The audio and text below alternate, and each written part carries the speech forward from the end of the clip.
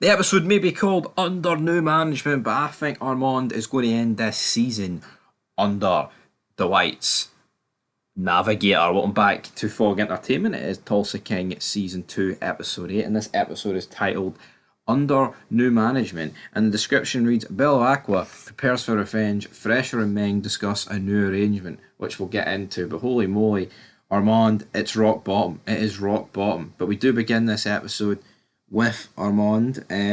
He meets with his ex-wife. Basically says he might need to go into witness protection. She's like, "You're never going to see me or the kids again." He doesn't take that well. He boots her car. He then goes to Fresher. Fresher gives him $100 bill and says, "I'm done with you, big man." But we already knew Fresher was done with him. I just think this Armand character, it's like why did he think Fresher was giving him money? Like, and we're not talking about he was giving him $50 here, and he was literally whipping it like 30 G's, and Armand thought, what did he think it was for looking after the horses, man? Absolutely. And he gets fired as well for Margaret's farm, Dana Delaney's farm. So again, it's Armand's just having a bad time, mate. He's then sitting in an underpass, greeting. He rings his kids and he leaves a voicemail. I mean, it was pretty sad, but I just can't take this guy serious because one, the writing books him in a pathetic way, which I mean that is what they've intended. Well, let's not get it twisted. They've intended to book this guy in a pathetic way, but also, Benny Fazio, criminal mastermind, as a certain Artie Bucco put it. It's not going to happen. You know what I mean? Like I just do not see this guy as a credible threat. Anyway, throughout this episode, though, we have a sit down straight at the beginning. Dwight is there with Goody, and he is there with the big man, the bartender, whose name is absolutely eluding me, but they're sitting down with Tyson. Tyson thinks he's done for. Dwight points out that this was the actual mafia. You'd be dead. There's enough to sanction your death. But he's like, you know what? But we're a family. We're going to stick together. But we're going to have to close down all the businesses. So yeah, under new management, all that stuff. Meanwhile, New York, they're still beefing with each other. Is Finn's going to push out Goody? Well, the things have already emotion for that, and this is the episode where it happens.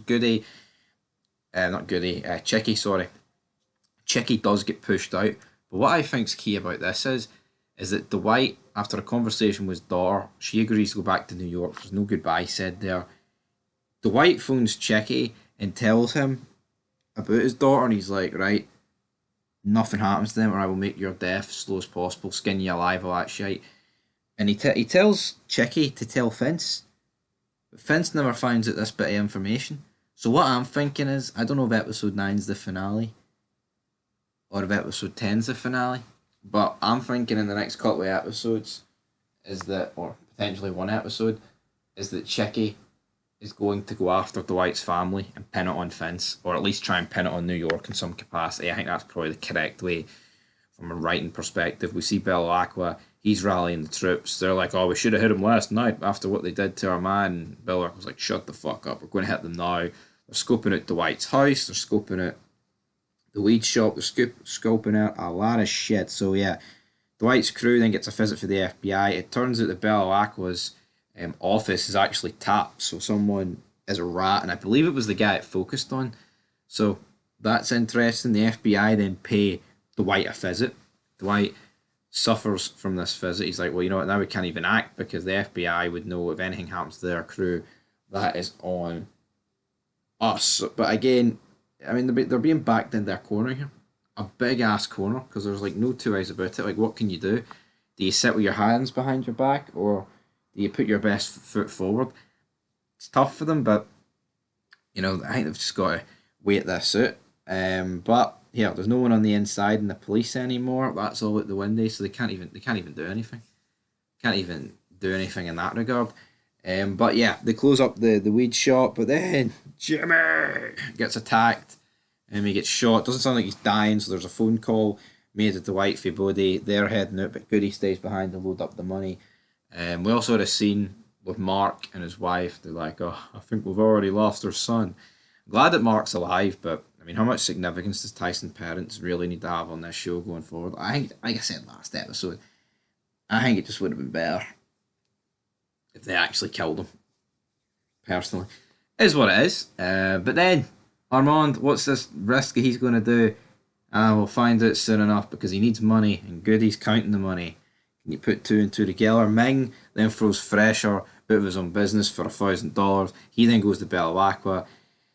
I mean, they get into a bit of a heated discussion. It's like, I need you. He's like, I don't need you. I've already got enough wars. And then Fresher lets slip that it was actually Meng that planted the car bomb against Dwight. So what I'm assuming here is, I think Kansas and Tulsa will be like, right, your guy gets shot, our guy gets shot.